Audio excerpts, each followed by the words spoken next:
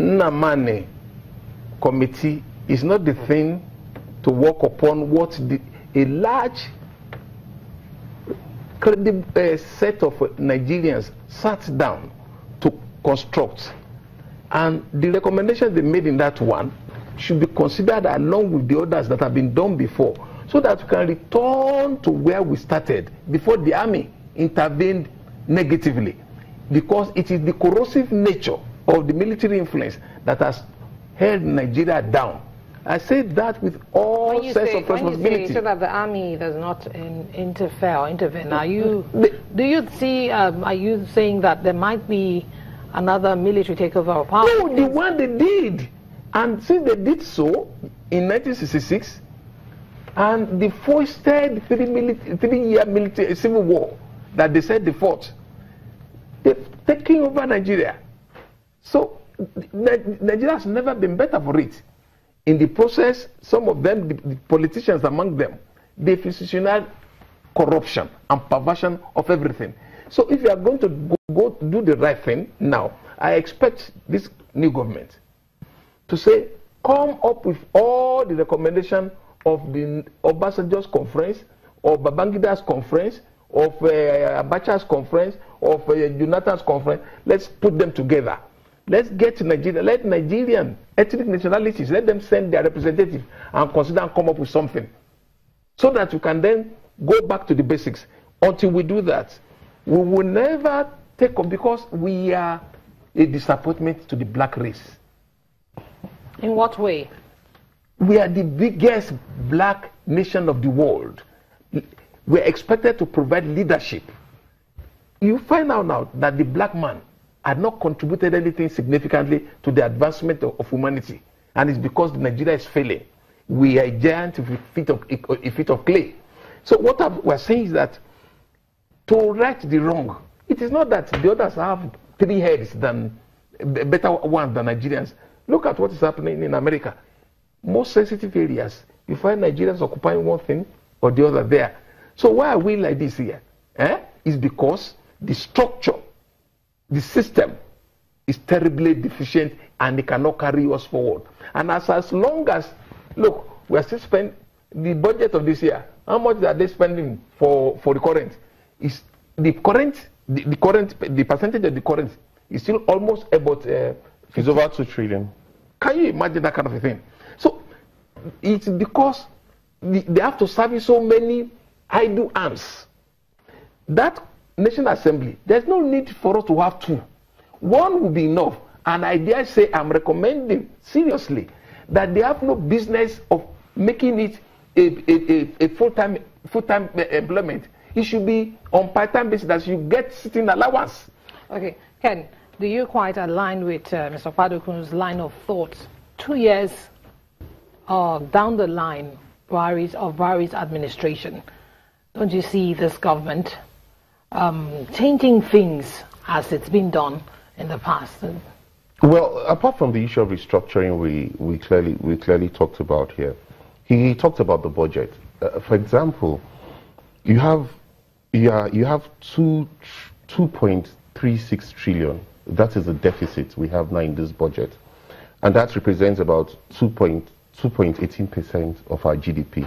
Now, if you look at the GDP, which is the gross domestic product, borrowing for 2.36 trillion might not be too much, because it's not beyond 2.18% of our GDP.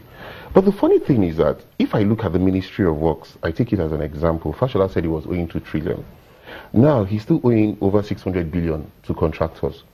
Why would you give him 532 billion in the budget? In the budget, and that budget covers his Ministry of Power, Works, and Housing. What you have just done to Fashola is that you have told him that he has failed already. Why am I saying this? I'm saying this because there are so many other ministries that money was given to, that the money is lying down idle. We sat in this studio when I was talking about the issue of the rails.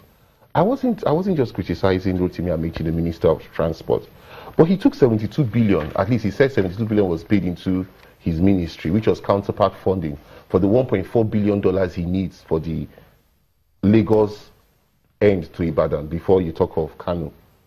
And for the whole year, he did nothing with that 72 billion. Because if you don't pay counterpart funding, how do you get a loan? The China Exim Bank is yet to approve that loan. That much has been confirmed since the last time I was in the studio.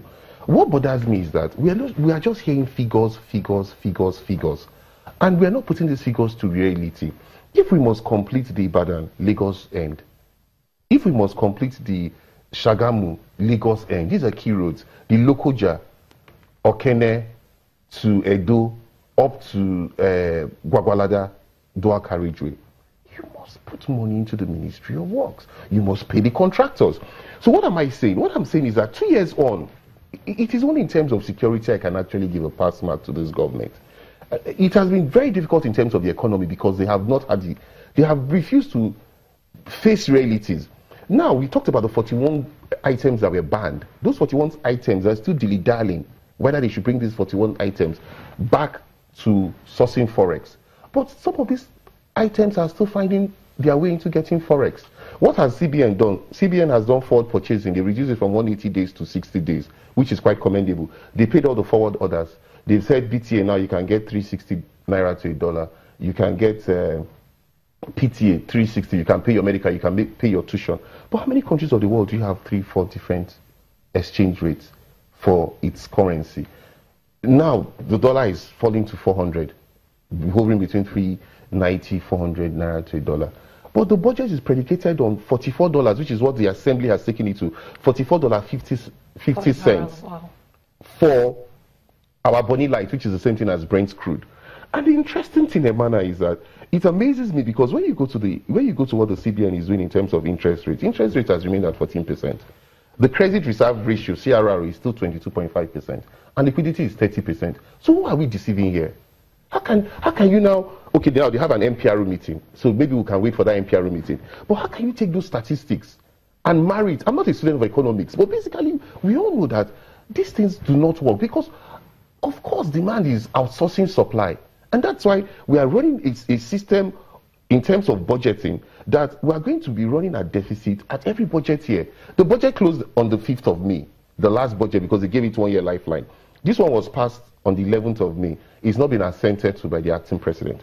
We don't know when he's going to assent to it. We don't know if he's going to return it back to the National Assembly. And depending on when he assents to it, the 2016 budget continues. Now, the minister tells us she has released 1.1 trillion, which is the highest I've ever heard in terms of capital releases. If it is true, what is the impact? How many school children have been fed? How many people have received the 5,000 naira that they said they will pay in terms of benefits? How many Empower? We remember that Empower people were protesting in Enugu that they've not been paid for 4 months.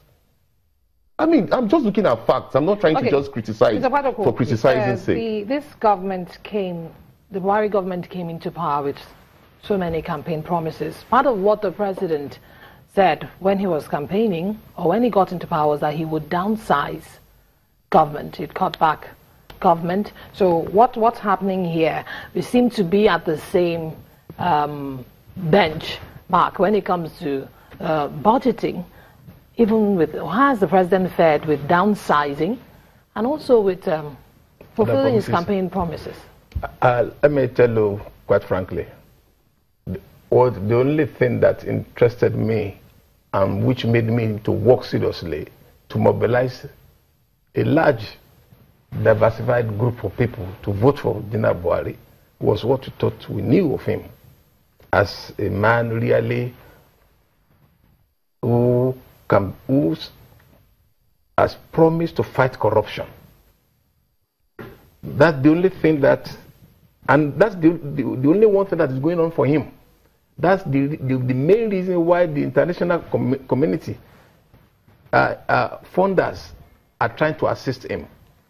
But that has even been made difficult by the non-cooperation of the two other arms of the government. You know, remember sometimes almost 18 months ago, because the government is 2-year-old now, about 18 months ago, I said, which was carried by many municipals, 2-page in Punch that Buhari cannot fight corruption with Saraki as Senate leader. It has been borne out now. The manual for criminal prosecution of corrupt and graft cases. I've been with them for almost 5 months. They've not touched it at all. So, and the judiciary is a shame. Are you saying, in other words, that the legislature is frustrating the efforts Very of much, the president? Very much, very much. And what has happened? Were you not here that the customs seized a jeep meant for the Senate president, and they've gone ahead now to falsify the figures rather than so that they will pay less money? These are the kind of people who are presiding over us, and they were the same set of people who are part of the 5 fingers of the leprous hand of Abacha. So they don't know where the shoe is pinching us. Then you go to the judiciary. As a legal practitioner, I feel ashamed that the so-called some of these so-called senior lawyers got caught fixing money into the accounts of judges who preside over matters to which their clients are involved. So where are we going? So I'm saying, therefore, that it's not been good. It's not been a beautiful thing. Buhari, for all that you know about him, is a long-distance runner. He's not a relay racer. You can't tire him out. But unfortunately, he wants to present himself now as a Democrat, a converted Democrat. Otherwise, what he ought to do, what he could have done in his e-days, he has not done so.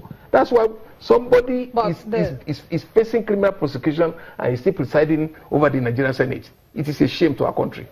You can't go on this way. We're a laughing stock to the international community. And the same man character, Panama Papers, where they were hiding their ill-gotten gains, his name also appeared there. What kind of a society is this? This is not what people like us laid down our lives to fight for. Okay. When we were fighting for restoration of democracy, we thought that those who will take over government will be so careful. We so work in such a manner that life of ordinary man will be better off. That's not what we find now.